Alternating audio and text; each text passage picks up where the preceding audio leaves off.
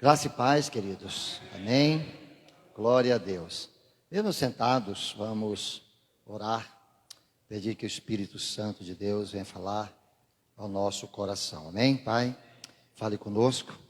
Queremos ouvir a sua palavra.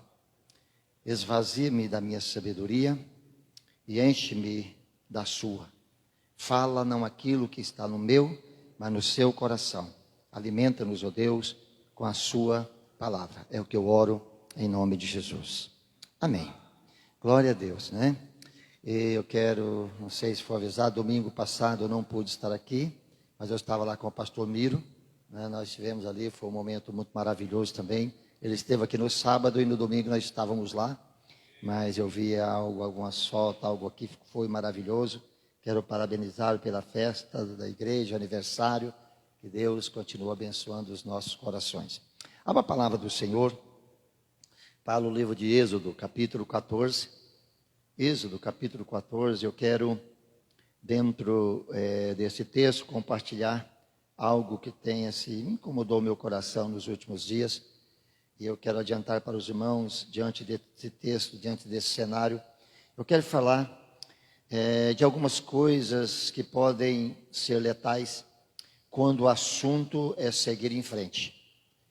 Então eu quero compartilhar com vocês algumas coisas que podem nos impedir, e se não tivermos cuidado, essas coisas das quais eu vou me referir, podem ser letais e nos matar e impedir que nós possamos prosseguir para aquilo que Deus tem para nós. Êxodo capítulo 14, versículo 15, por enquanto só o versículo 15, diz assim: Então disse o Senhor a Moisés: Por que clamas a mim? Diz aos filhos de Israel que marchem. Como eu já disse, existem algumas coisas na nossa vida, e principalmente diante desse texto eu quero compartilhar algumas delas, que se nós não tivermos cuidados, nós vamos morrer no deserto. Esse texto que eu li faz parte de um momento em que Deus havia tirado o povo de Israel do Egito, tinha liberado o povo. E o povo então estava prosseguindo, os irmãos exatamente sabem o que aconteceu. Eles teve que atravessar o Mar Vermelho, então estava diante de grandes desafios, né? E o povo então começou a gritar, começou a clamar, a falar com Moisés.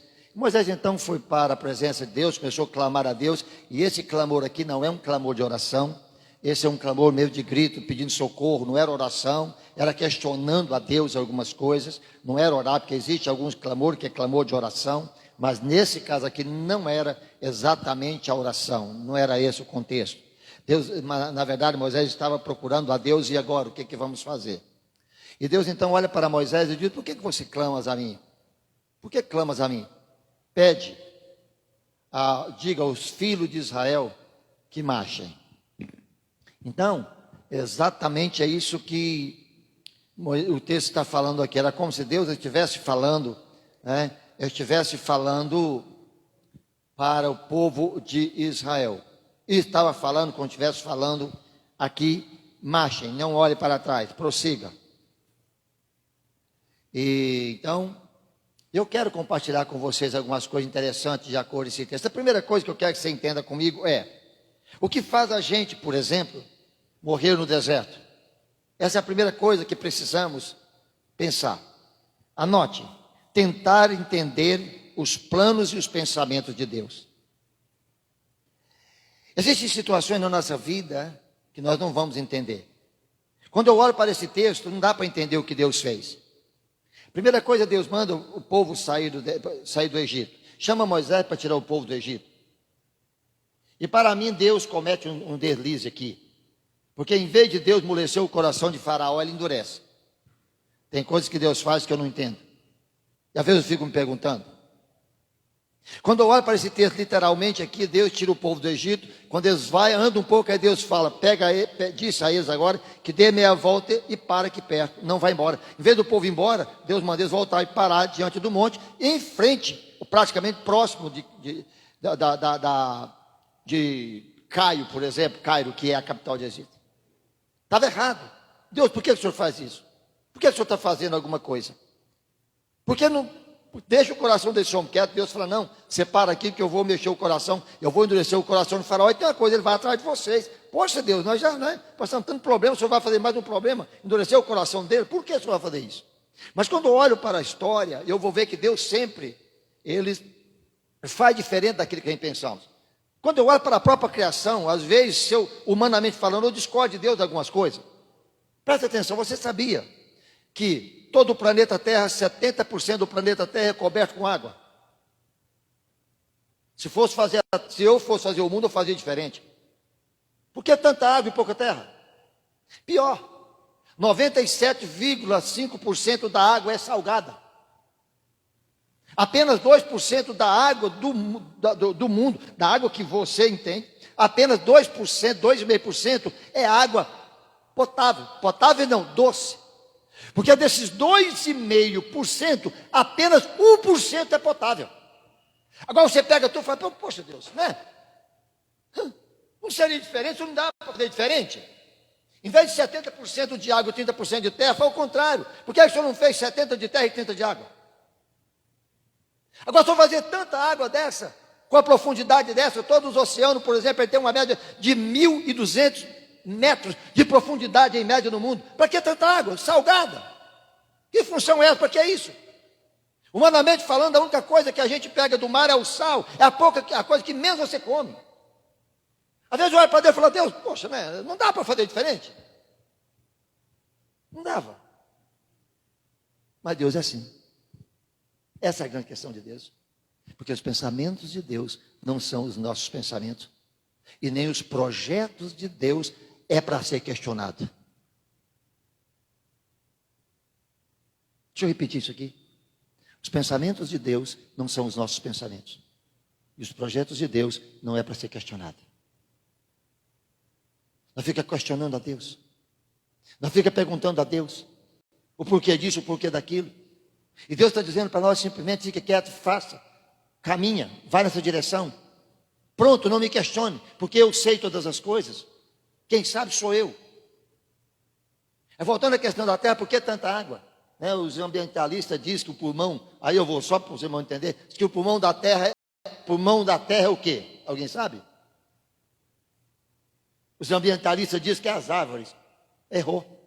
Acho que ele esqueceu da quinta série, não é, né? Porque o pulmão do mundo não é as árvores, é o mar. É de lá que vem todo o vento, tu refresca a terra, é o mar. Acho que nós lembramos disso lá na quinta série ainda. Só porque às vezes esquece, né? E diz que é as matas. E não é isso, não é verdade. Deus sabe todas as coisas. Deus está dizendo para o povo aqui, volta, para perto aqui. Não vai não, fica aqui. Poxa Deus, de novo. Então olha aqui para mim, a primeira coisa que eu quero que você entenda. Os pensamentos de Deus não são os seus pensamentos. E os projetos de Deus não é para ser questionado. É para ser feito. Não tenta entrar nos pensamentos de Deus. Porque os pensamentos são diferentes. E Deus sabe todas as coisas. Os pensamentos são diferentes, os caminhos são diferentes. Ainda bem que Deus não pediu e não mandou eu fazer o mundo. Senão eu tinha feito do meu jeito, estava tudo errado. É Deus que sabe todas as coisas. Deixa eu falar uma coisa para você aqui. Pare de ficar perguntando a Deus as coisas. Questionando o porquê. Porque Ele não vai lhe contar. Porque Deus tem os seus propósitos. Sabe todas as coisas. No caso do texto aqui, por que Deus fez isso? Por que Ele endureceu o coração de Faraó e não amoleceu? Porque Ele queria que o nome dele fosse glorificado por meio de tudo que Ele ia fazer na vida de Faraó. A segunda coisa que pode ser letal. Não atentar para as grandezas de Deus, mas se dobrar diante do ou das ameaças. Quando eu olho para esse texto, eu acho engraçado o que acontece. Quando os filhos de Israel olham para trás, está vindo os egípcios. Eles começam a questionar Moisés. E uma coisa curiosa nesse texto, sabe o que eles colocam em pauta?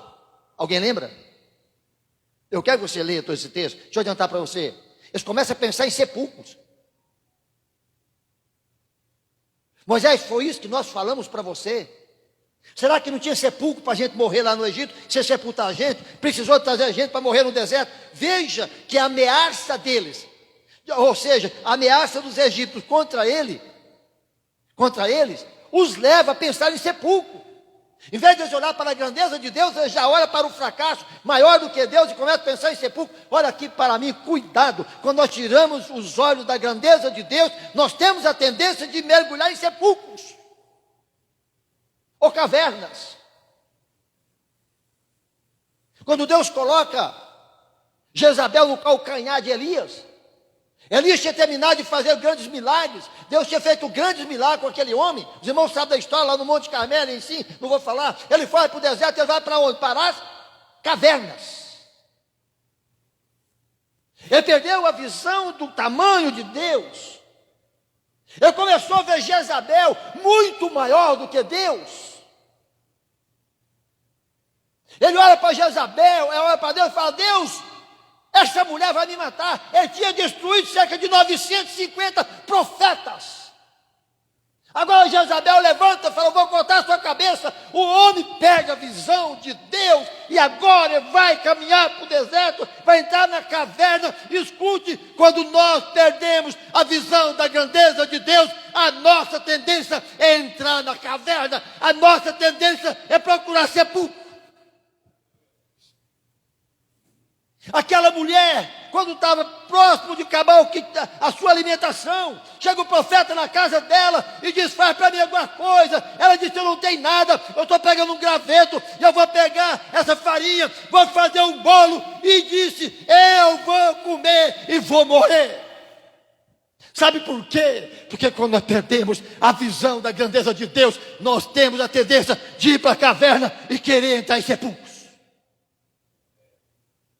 Quando eles são apavorados aqui, quando eles olham para o povo que está vindo, eles começam a gritar: eles não lembram de mais nada, eles lembram do sepulcro. Ele pergunta a Moisés: por que deixou a gente ali? Nós morríamos, cadê? Lá não tem sepulcro não.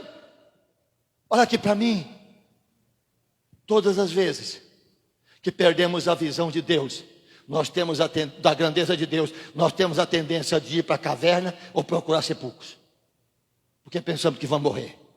A vida perde o sentido. É incrível isso. Quer ver? Olha aqui para mim. Conhece a história de Davi? Davi enfrentou quem? Diga aí para mim, quem? Golias. Mas você sabe o que é que o povo disse que ele matou? Um gigante. Onde está na Bíblia esse nome gigante, irmão? Davi derrubou o gigante. Quem disse isso, irmão? Onde está na Bíblia? Ele matou um soldado. Gigante é a gente que coloca. Porque quando nós pensamos, olhamos, perdemos a visão da grandeza de Deus, tudo que atravessa na nossa frente se torna um gigante. Davi não viu um gigante. Você sabe o que é que Davi viu naquele dia? Oportunidade. É só você ler o texto, você vai entender isso. Porque quem matava um Golias era, primeiramente, isento de imposto, e toda a sua descendência não pagava mais imposto. E casava com a filha do rei. Por que que na época que alguém foi cobrar imposto de Jesus, Jesus falou, lembra o que ele disse? O discípulo perguntou: o senhor paga imposto? Ele disse: não, eu não sou obrigado, mas para que não haja escândalo, vai lá, pega um peixe e traz, vamos pagar imposto. Por que Jesus falou que ele não era obrigado a pagar, irmãos? Alguém sabe? Porque ele era descendente de Davi. A descendência de Davi era isenta de imposto. Foi por isso que Jesus disse: eu não preciso, mas para que não haja escândalo, vai lá, traz o dinheiro e paga para nós. Ele não precisava pagar não, queridos, porque ele é descendente de Davi. Quando Davi vê o Golias na frente dele, ele não vê um gigante, ele vê a oportunidade. Ele disse: eu vou ser livre de imposto, vou casar com a filha do rei, ainda vou receber dinheiro. Eu não sei se Saul deu, mas prometia. Ele prometeu, a Bíblia não fala. Mas era a promessa de pagar a quantia, dar a filha e ainda isentar de imposto. Eu não sei se recebeu, mas essa era a promessa. Olha aqui para mim. Deixe de transformar os problemas em gigante.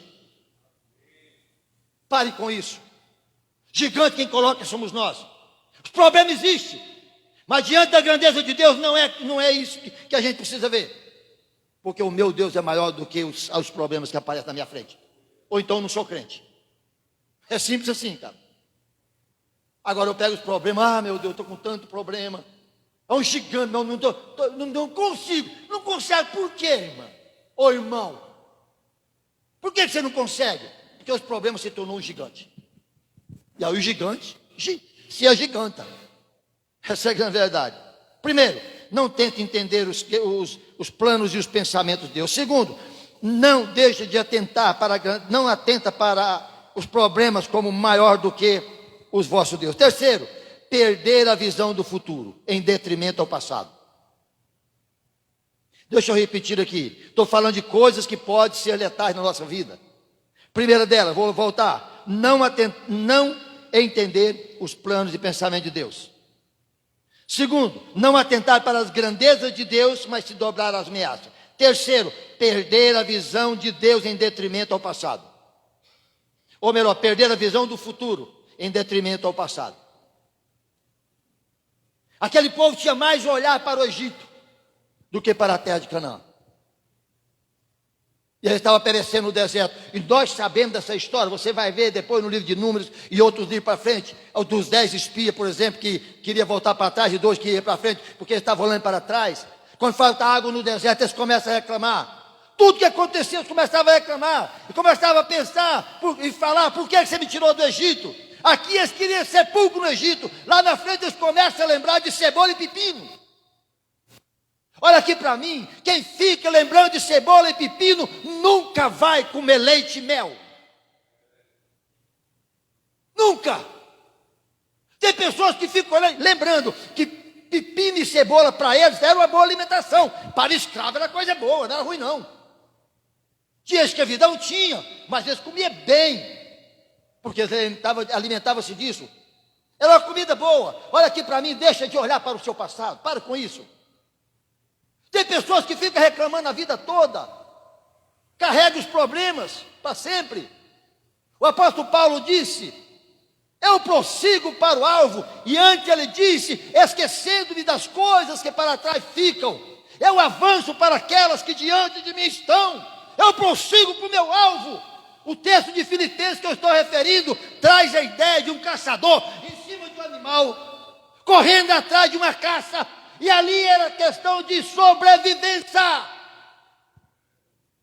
Ele montava no cavalo com a sua flecha e ele não voltava para casa sem matar o animal, porque era questão de sobrevivência. Olha aqui para mim, a questão do futuro é questão de sobrevivência. Não é uma questão que eu vou pensar: eu vou olhar para frente. Não, meu irmão, vou olhar para frente, não, tem que olhar. Mas eu fui tão ferido no passado. E aí? Vai viver agora, com perdão da palavra, lambendo ferida? Eu fui machucado. E aí, filho? E aí? Conserte-se, olha para frente e avança.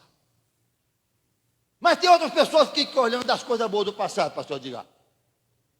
É igual o pessoal aqui do Israel. Mas eu tinha uma vida tão boa. Mas naquele tempo, que maravilha. Naquela época eu comia picanha, eu comia mais isso. Mas irmão, você comia picanha, mas se é necessário hoje comer costela, come. Ou senão vai comer pescoço. Você não tem mais picanha. Eu como o que tenho. Pronto. Tem pessoas que não conseguem viver a vida de hoje, sabe por quê? Porque no passado ele viveu bem. E ele não admite viver o menos, receber o menos. Mas olha aqui para mim, o menos de Deus pode ser maior do que o grande ou o mais do Egito. O evangelho é assim: quem quiser vir após mim, toma a sua cruz, dia após dia, negue a ti mesmo. Certa feita minha esposa estava numa ministração, nunca esqueci o que ela disse: o problema da vida não é negar as coisas, é negar a si mesmo. Tem pessoas que não andam, sabe por quê? Porque não consegue negar a si mesmo. E se ele não consegue negar a si mesmo, ele vai carregar um problema 24 horas, porque está com ele. Olha para frente. Eu vivi coisas maravilhosas no passado. Você não vai voltar a viver o melhor do passado. Tem uma frase que eu detesto.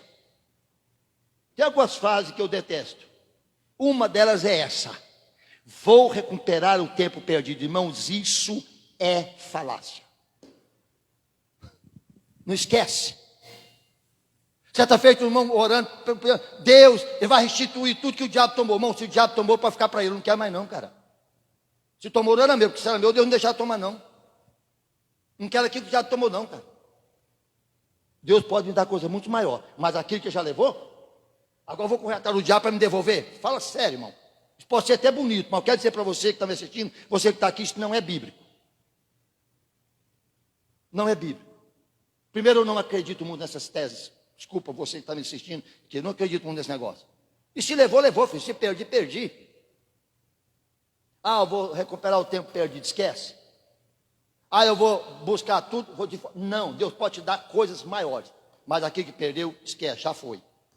Não corra atrás daquilo. Não olhe para trás. Por favor. Quem não tem, e eu costumo dizer, quando o nosso olhar está no passado, não sobra visão para o futuro. Deixa eu repetir isso aqui. Quando o nosso olhar está preso no passado, não sobra visão para o futuro. Paulo disse, esquecendo-me das coisas que para trás ficam. E às vezes eu fico olhando, parece que Paulo também dá umas derrapadas. Porque não tem ninguém mais apegado ao passado que o judeu. Todas as festas judaicas é para lembrar o passado. E por que Paulo fala que eu devo esquecer? Esquecer aqui que Paulo está falando não é não lembrar. É não se apegar ao passado, é diferente. Eu lembro que existiu, mas para mim não tem nem sentido mais. Acabou. Eu estou falando isso que às vezes eu me pego pensando assim, poxa Deus, né? E Deus fala aí, não, tudo bem, não vou te questionar mais não. Eu já vivi esse tipo de coisa. Ficar lembrando do passado e querer primeiro restituir ou ficar apegado àquilo. Olha para mim, o teu passado se foi ruim, bate a poeira, ora, se cura e avança. Se foi bom demais, saiba de uma coisa, Deus tem coisa melhor, mas nunca vai te dar o melhor do passado, porque o melhor do passado é o melhor do passado, não é o melhor do presente e nem o melhor do futuro. Não se apega às coisas boas no passado, porque senão você nunca vai andar para frente. Quero terminar a última. Esperar que os problemas se resolvam para dar o primeiro passo. Então deixa eu repetir 4 coisas que são letais no que diz respeito a avançar. Primeiro, tentar entender os planos e o pensamento de Deus. Tira isso da cabeça, você nunca vai entender. Segunda coisa, não se atentar para a grandeza de Deus, mas se dobrar às ameaças. Terceira coisa, perder a visão do futuro em detrimento ao passado. Quarto, esperar que os problemas resolvam para dar o primeiro passo. Moisés estava com um problemão na frente dele. Os egípcios estavam vindo atrás, o mar estava na frente e o povo murmurando. Deus olha para Moisés e só fala uma coisa: espera que o mar vai abrir. Amém? Amém não. O mar não ia abrir não. Esse é o nosso problema.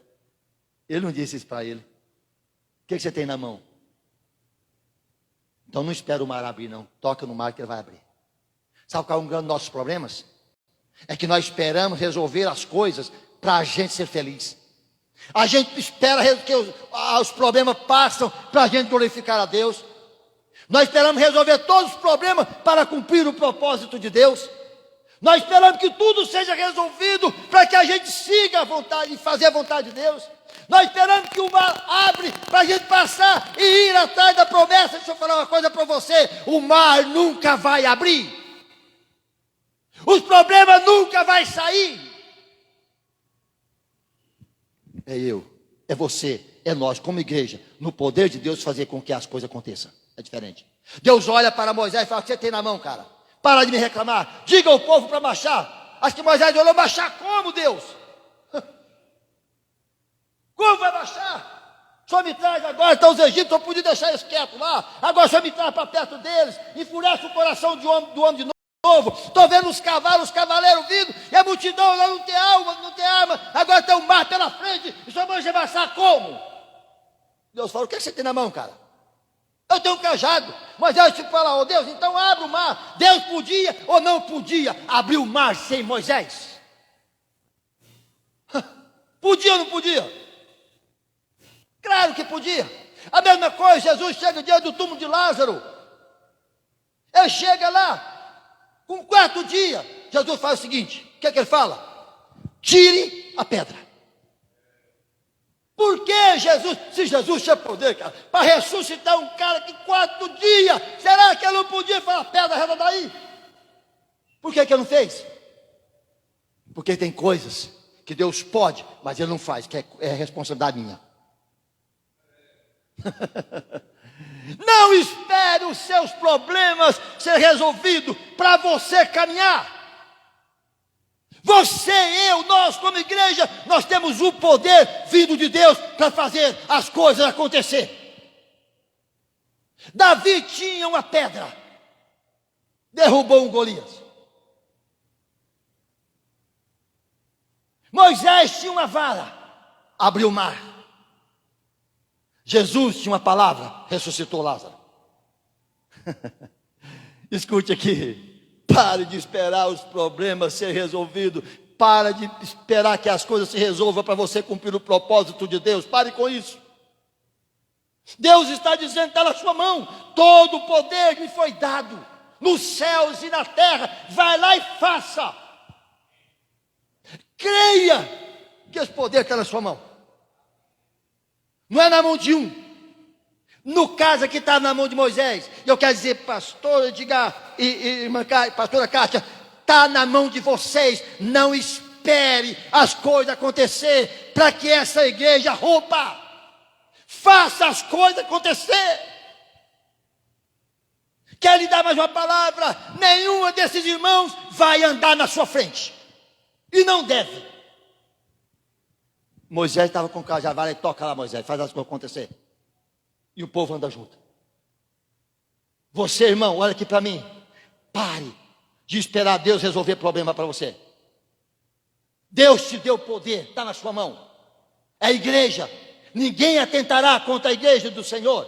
As portas do inferno não prevalecerá contra a igreja dele. Nada pode interromper. O Senhor diz, vocês farão obras maiores do que aquelas que eu fiz. Não é melhores, mas maiores nós podemos fazer, porque o poder de Deus está em nós. E todo o poder tem que se render diante da igreja. Existem 3 poderes. Falei isso semana passada no seminário. Céu, terra e ar. O poder no céu está com Deus, é trono. Todos os outros poderes submetem a ele. O poder na terra está com a igreja. Todo o poder nessa terra tem que se submeter ao poder da igreja. Quando eu olho para o passado, pelo menos isso o catolicismo foi inteligente. Na época de Constantino, todo o poder da terra submeteu à igreja. Está certo que foi distorcido, mas isso é verdade. Não podemos negar isso. Jesus disse em Mateus 28:18, todo o poder, toda a autoridade, dependendo da sua tradução, todo poder foi me dado no céu e na terra. Ide e fazei discípulos de todas as nações. Ou seja, o poder do céu, o poder na terra está comigo, e eu estou passando para a minha igreja. E disse, ninguém poderá resistir todos os dias da sua vida. Então o poder, eu deixo isso acontecer, não deixa.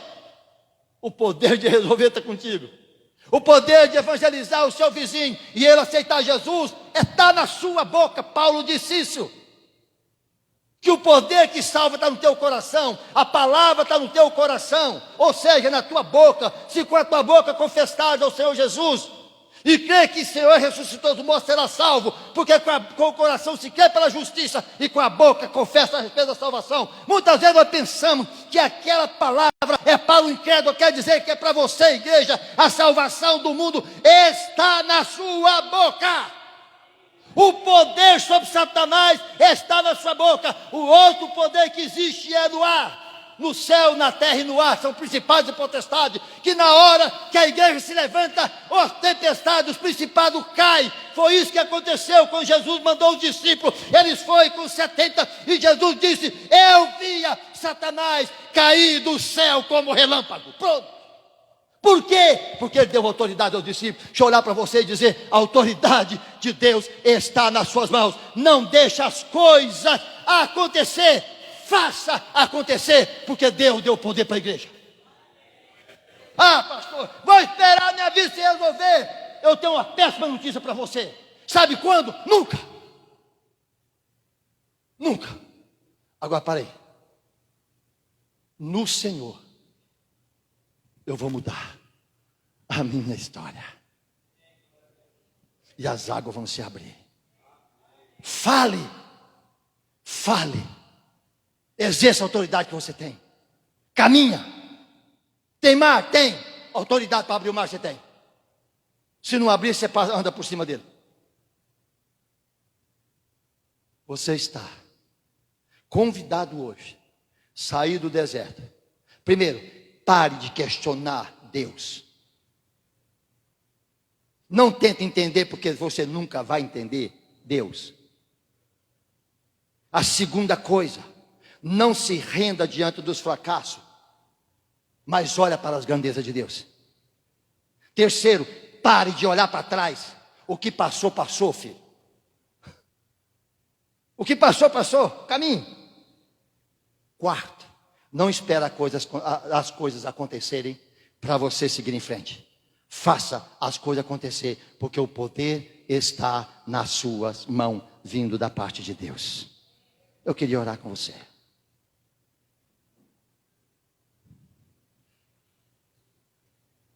Às vezes eu me sinto muito pequeno perante Deus.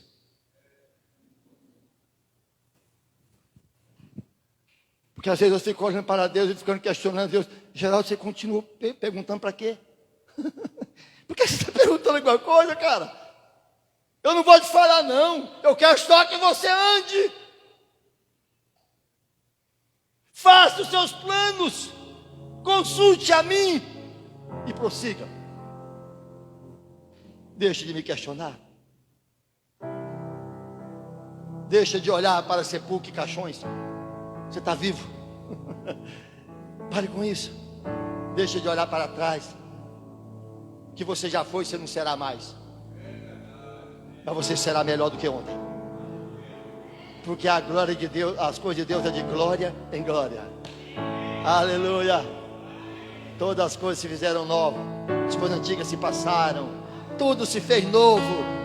Renove a sua fé. Renove a sua esperança. A sua alegria. Ande. Pare de ficar chorando, olhando para trás. Ande. Porque o poder já foi lhe dado da parte do Senhor. Feche os seus olhos, coloque a mão no seu coração. Oh Deus, como nós somos fracos, como somos pequenos. Às vezes um ruído de cavalo que vem atrás de nós nos amedronta. Às vezes nós não temos força nem para olhar para o Senhor. E aí nós começamos a olhar para os problemas. E aquelas coisas tão pequenas se tornam gigantes, em vez de oportunidade. Eu quero lhe pedir hoje, Deus, que as dificuldades que às vezes nós passamos se tornem oportunidade para caminharmos. Meu Deus querido, não nos deixa ficar olhando para trás e chorando, olhando para trás e querendo as coisas boas que já passaram, ou chorando porque fomos feridos ou machucados no passado. Nos dê uma visão, Senhor celestial, uma visão para frente, para que possamos andar, continuar, e olhar para o passado apenas como experiência, e ver os milagres que o Senhor fez, e saber que o Senhor pode fazer muito mais ainda. Nos ajude, Senhor. Tira o nosso olhar do passado e nos faça olhar para frente, onde está assentado o teu soberano e Senhor, teu Filho Jesus. Meu Deus, eu sei que a autoridade para fazer as coisas acontecerem está nas mãos da sua igreja. E eu quero nesta noite ministrar sobre cada um dos irmãos e irmãs que está aqui nesta noite, começando por esta liderança. Meu Deus, desperta, age o coração, Senhor, nosso nesse lugar, para que possamos ter uma visão ampla daquilo que o Senhor tem para realizar neste lugar, e que não venhamos esperar as coisas acontecer. Nos dê força, nos dê alegria, nos dê unção, para que possamos fazer as coisas acontecer para a glória do seu nome, Senhor. É o que eu te peço nesta noite, no nome de Jesus. Amém. Amém. Levanta sua mão comigo.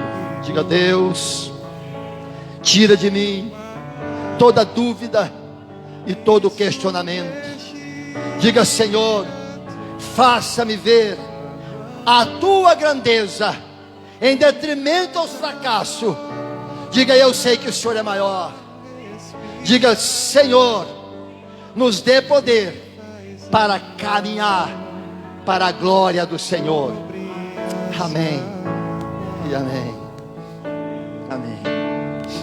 Eu quero fazer uma pergunta. Se tem alguém, eu não conheço, mas se tem alguém que gostaria hoje esquecer o seu passado tenebroso, como nós temos muitas vezes, e hoje querer tomar uma decisão de andar com Jesus, ou até mesmo reconciliar com Jesus. Talvez você andou nos caminhos do Senhor, mas por uma razão e para outra, os problemas viraram um gigante na sua vida, e hoje você está olhando e diz: poxa, eu quero dar a volta por cima. Chegou a sua oportunidade. Se você quiser, vem aqui à frente, eu dei um sinal, eu quero orar com você.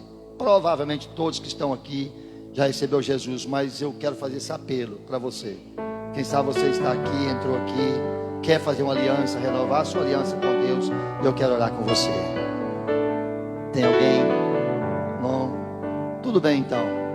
Que Deus nos abençoe, que a graça de Deus esteja conosco. Amém? Pai, no nome de Jesus, te louvamos por esta noite. Pedimos, Senhor, que nos leve para o nosso lar, debaixo das tuas mãos, santa e poderosa. Pai, que chegar em casa podemos deitar e pegar no sono, porque o Senhor nos fará repousar seguro. O Senhor é a nossa força, a nossa proteção, a nossa alegria. Eu quero te pedir, faça isso por amor do teu nome. Que o amor do nosso Deus, grande Pai, que a graça e a paz do nosso Senhor Jesus, que as consolações do Santo Espírito de Deus seja com cada um de nós, hoje e para sempre.